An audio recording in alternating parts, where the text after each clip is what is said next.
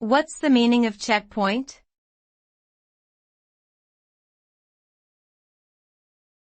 Checkpoint.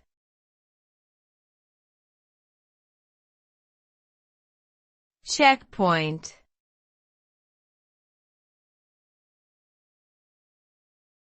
Checkpoint.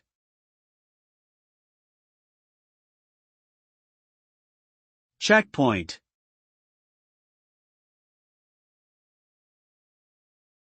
A checkpoint is a marker used to track the progress of a project or process.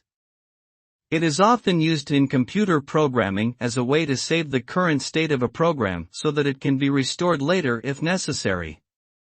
Checkpoints can also be used in project management as a way to measure progress and ensure that deadlines are met. By setting checkpoints at regular intervals, project managers can identify problems early on and make adjustments to stay on track. Overall, checkpoints are an important tool for monitoring and managing complex projects.